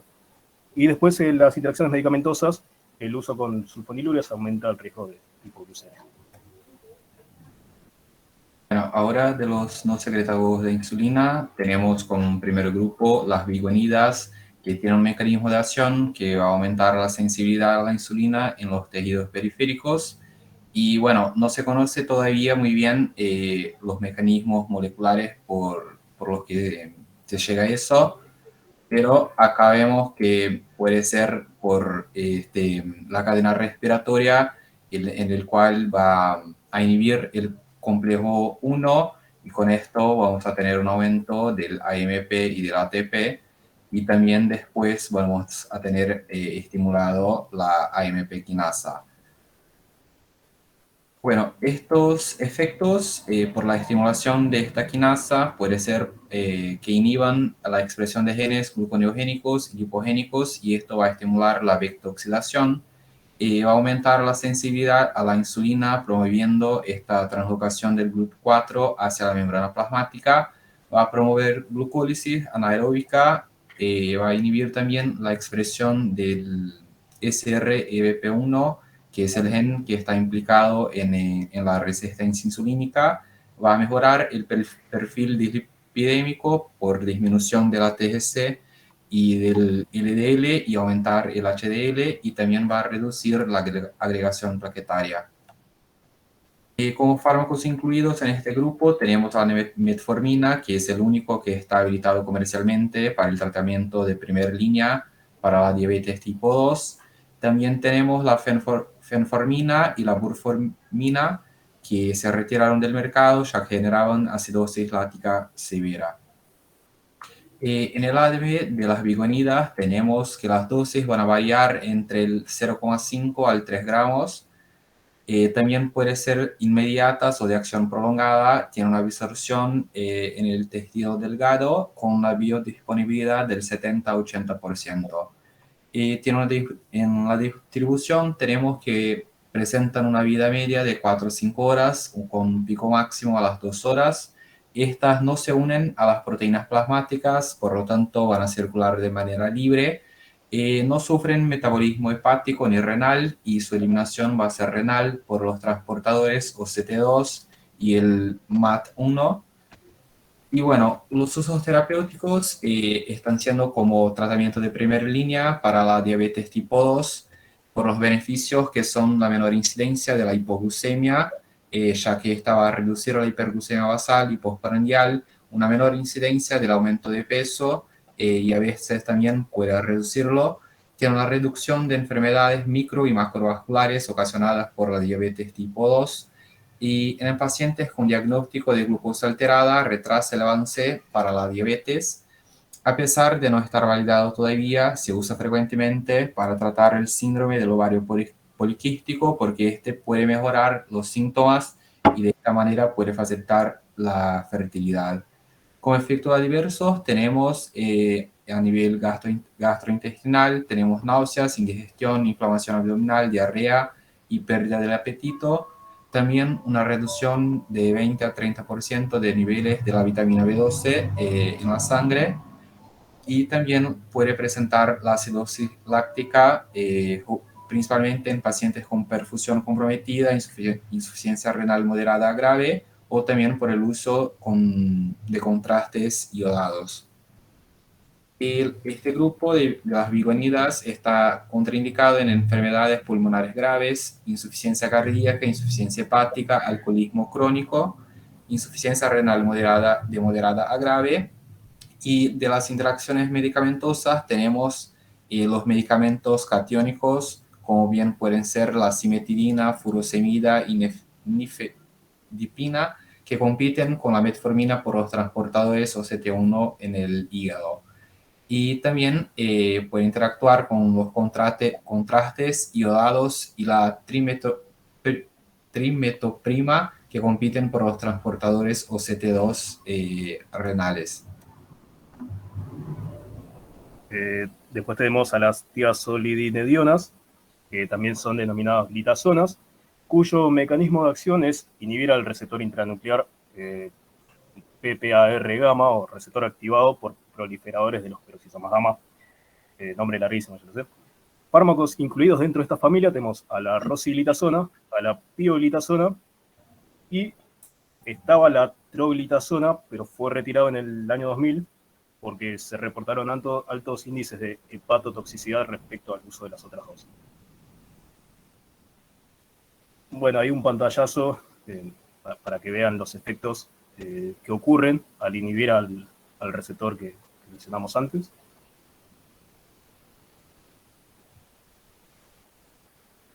Después, hablando un poco de la farmacocinética de la pioglitazona, una administración diaria de 15 a 30 miligramos, tiene una absorción lenta, ya que a diferencia de las que estuvimos viendo de hora o a hora y media, esta tiene de 2 a 3 horas, y la biodisponibilidad es del 80%.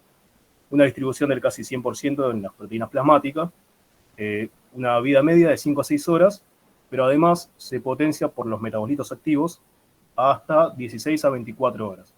El metabolismo es hepático, es decir, por la CYP3A4 y la 12-9, las cuales son los que generan los metabolitos activos que antes mencioné, y la eliminación es renal. De acuerdo a los usos terapéuticos, reducen la resistencia a la insulina, incrementa la captación de glucosa en tejidos periféricos, hígado, músculo esquelético, adiposo, y al no usarse como tratamiento de primera línea, lo más común es que se lo use complementando con las otras hipoglucemias que estuvimos viendo. Pero también son eficaces de manera monovalente. Como efectos adversos tiene la retención de líquidos, que puede conducir a edema, un aumento de peso, ya sea tanto por el edema como por el incremento del material graso. Puede reducir el hematocrito secundario al edema, tiene riesgo de hepatotoxicidad, incrementa los índices de falla cardíaca y aumenta la fragilidad ósea principalmente en mujeres, además de tener un incremento del riesgo del cáncer de vejiga. Bueno, las contraindicaciones son la insuficiencia cardíaca, hepatopatías, población a riesgo de fracturas y para aquellos que sufren cáncer de vejiga. Las interacciones medicamentosas son bien puntuales. Una es con la insulina, que duplica la incidencia del aumento de peso y el edema. Después con la rifampicina, que induce a la CYP, disminuyendo los efectos debido al aumento del metabolismo, y el gemfibrosil, que inhibe a la CYP, aumentando los efectos, ¿sí? Por una disminución del metabolismo.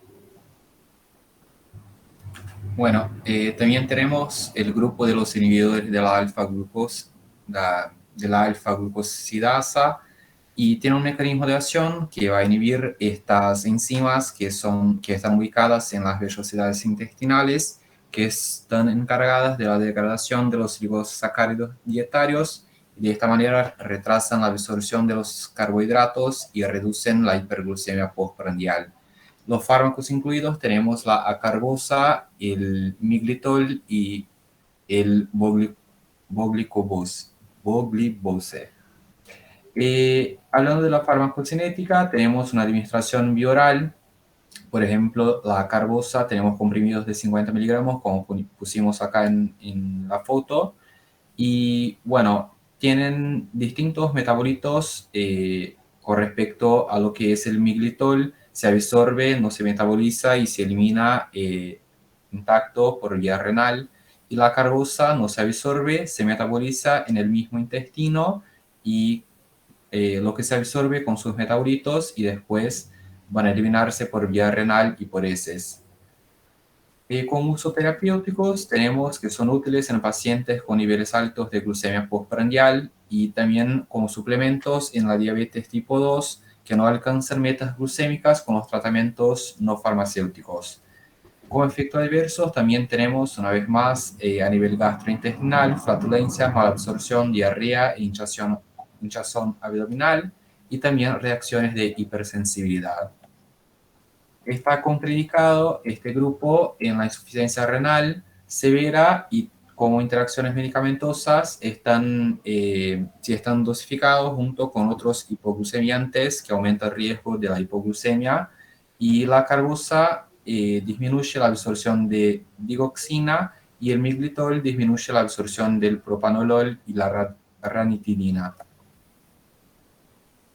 Y bueno, por fin llegamos al último grupo, que son los inhibidores del cotransportador sodio-glucosa, que también se los denomina glifosinas, de una manera más simplista. El mecanismo de acción, el neto, básicamente son glucosúricos, ¿sí? Porque inhiben al SGLT2, que es el nombre, del cotransportador que se ubica en el túbulo proximal renal, y es la diana de estos fármacos porque ese transportador se encarga de reabsorber entre el 80 y el 90% de la glucosa a nivel renal.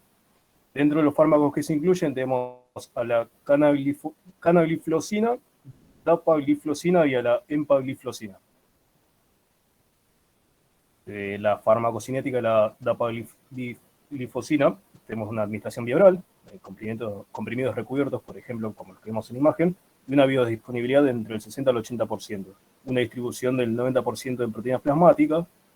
El pico máximo se logra entre la hora o las 2 horas luego de la administración y una vida media de 12 horas, metabolismo hepático y eliminación renal.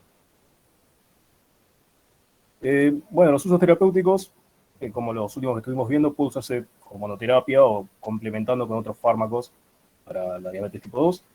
Disminuye el peso corporal debido a la pérdida calórica y disminuye la presión arterial debido a la pérdida de líquidos y los electrolitos a nivel renal. Y además tiene bajo riesgo de provocar hipoglucemia. Después, de acuerdo a los efectos adversos, hay un aumento de las chances de que genere infecciones urinarias tanto bajas como genitales.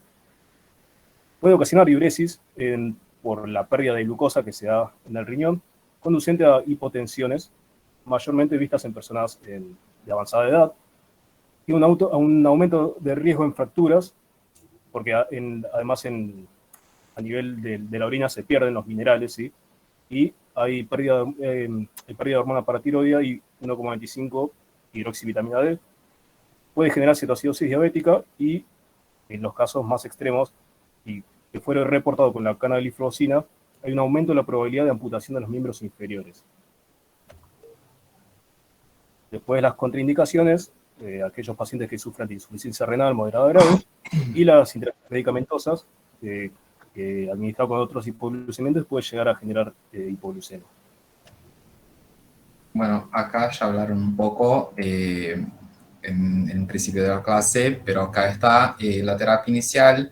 Se hace de manera de regular la dieta, con ejercicio y reducción del peso, y bueno, después de un tiempo, después de 3 a 6 meses más o menos, van a decidir si se pone un fármaco o no, y como primera línea de tratamiento tenemos la metformina.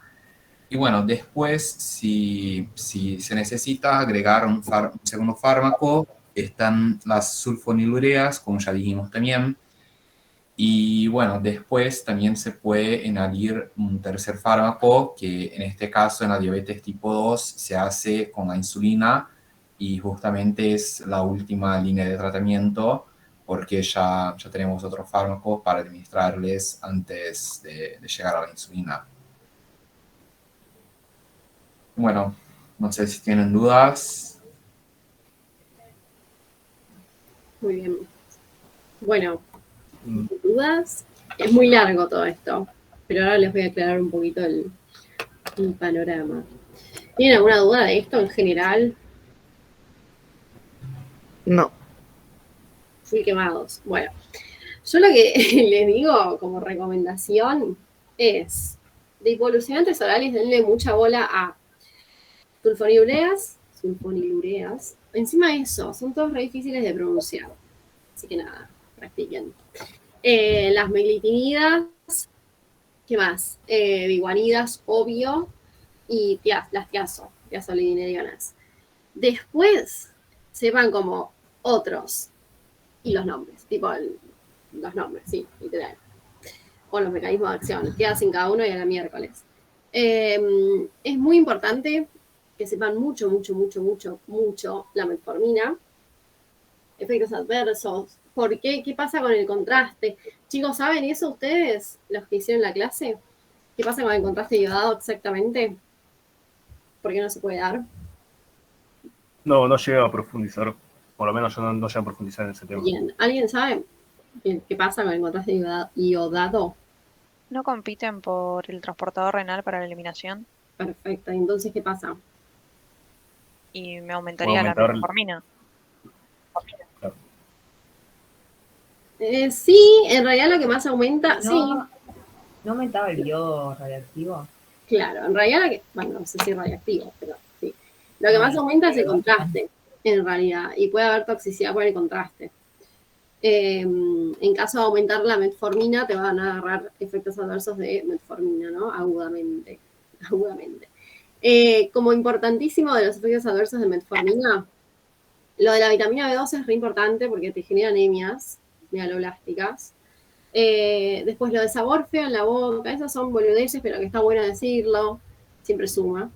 ¿Qué más? Bueno, lo de los contrastes, eso también díganlo. ¿Qué más tengo aquí? Ah, bueno, súper importante, que lo tengo remarcado, de hecho, la acidosis láctica. Eso es re importante, porque ¿cuál es, digamos, el efecto adverso más grave de las biguanidas? La acidosis, básicamente. ¿Por qué? Porque hipoglucemia no te va a generar. Entonces, nada.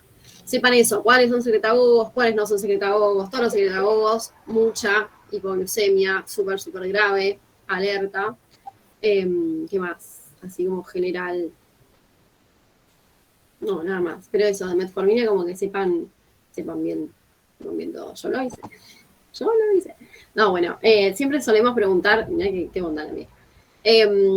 Efectos adversos gastrointestinales y de déficit de absorción de B12, y la suelen pifiar. Y aparece mucho en los finales también, ¿eh? Final choice aparece un montón esa pregunta. Así que nada, que les vaya a la cabeza ahí como metformina. ¿Alguna otra biguanida? No. ¿Qué más? Bueno, vías de administración, bueno, eso ya lo saben, igual no es tan difícil, son todos orales, así que más fácil acordárselos así. ¿Qué más? Nada, dudo que alguien les pregunte como un esquema terapéutico, porque no deberían por qué saberlo, pero bueno, es lo que les dijeron los compañeros y lo que les había dicho yo al principio. Siempre se va a empezar con medidas no farmacológicas, después farmacológicas 1, la metformina, después farmacológicas 2, le sumás sulfo a la metformina, después se pasa, se rota, siempre con 3 a 6 meses de tratamiento y ves qué onda. Pero bueno, eso dudo que alguien se les pregunte en realidad, es como más para ustedes y para nutrición. Bien, ¿alguna duda en general? Para el parcial, cosas administrativas que no sé, pero no importa. ¿Algo? ¿Trabajos? Yo tengo un par. A ver, anotando. Sí. Cuando pregunté por el correo administrativo respecto a la fecha de los parciales, me habían dicho el 28. Que el 28 eran todas las fechas de recuperatorio. Y después publicaron en el grupo que era el 21. Cambió, digamos. No, el doc dijo mal porque fármaco 2 es el 28. Fármaco 2 y fármaco 1 de los martes. Pero fármaco 1 nosotros es el 21. Después flashó y nosotros le dijimos y nos mandó un mail haciéndose cargo de su error. Muy bien. ¿Qué Bien, más? y después la otra es que el viernes de la semana que viene se recibe mi novia. Ajá. O sea, en el horario en el que estaría rindiendo. Ujú. O sea, lo recupero el martes, lo recupero el 29. El recuperatorio es el 21. Estoy viendo. 21 también. Sí, ahora. Martes, sí. Sí, sí. Vale. Listo, perfecto. No hay problema. Bueno. ¿Qué más? ¿Alguien más? ¿Alguna duda? Te hago una pregunta rápida. ¿Dosis de qué fármacos hay que saber para este parcial? ¿Cuántos fármacos vimos este parcial? No, para anticonceptivos de emergencia. ¿Qué más vimos? Nada. Te diría que nada más. Insulina, anestésicos, ¿no? No, lejos de eso. Zafaron porque esta vez no hago yo el examen. Yo voy a hacer anestesióloga. Esta vez no hago yo el examen. Porque la vez pasada me putearon, pero me putearon de arriba abajo porque metí 1000 preguntas de anestesia. Fue mal, pero bueno, zafaron.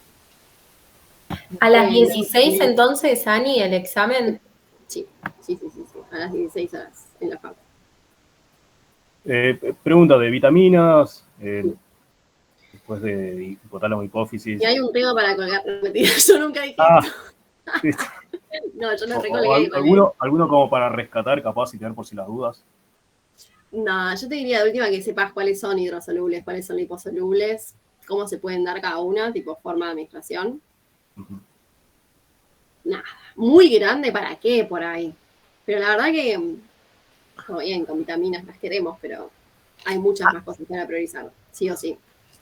Ani, una pregunta. No sé si está muy bien de preguntar esto, pero ¿hay algún choice para practicar más que nada, tipo para ver esas cosas? No, sé que hay choice dando vueltas, pero son del año de ñaupa.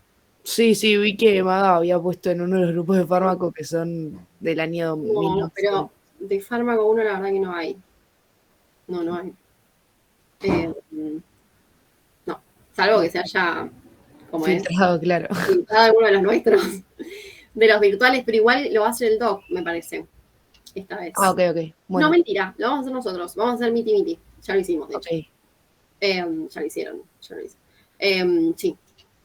Va a ser miti como para que se vayan mentalizando del final, que el final sí lo hace el doc, así que está bueno que tengan más o menos preguntas referencia.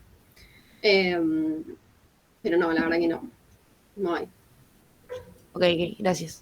Pero nada, si bien, o sea, nada, prioricen, si quieren hacer preguntas, pregunten por el Facebook, por lo que sea, por el mail, por donde quieran.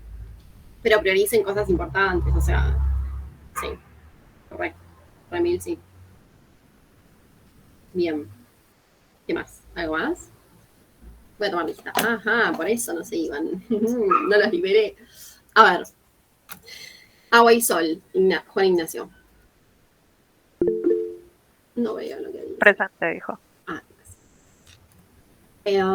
Alves, Gabriela. Presente. Antonello Sol. Se pueden ir yendo, chicos, si quieren, ¿eh? Acá estoy. Antonello Sol. Antonella. Perfecto. Aries Robalino. Presente. Baez, Gabriela. Estaba Gabriela. ¿Está Gabriela? No está Gabriela. Bueno. Sí, se la ve Ani, pero no se escucha. O sea, ahí está. Perfecto. Batista. Presente. Bello. Acá. Bianca. Presente. Charlotte. Presente. Calveiras. Presente. Cárdenas. Presente. Castillo. Presente. Cabo. Presente. Aves. Acá, presente. Quietino. Presente. Clarisa. Presente. Monticello. Presente. Coraza. Presente. Da Silva Díaz. Da Silva Díaz. Dávila. Presente. De Barros Mota. Presente. De Bruno Re. ¿De Bruno? Está presente, está en el chat. De Oliveira Coutinho.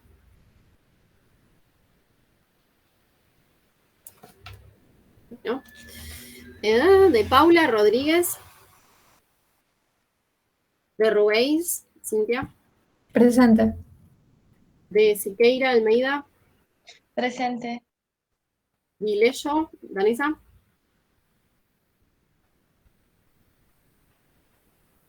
¿No? Diana. Sí. Acá presente. Dos Santos.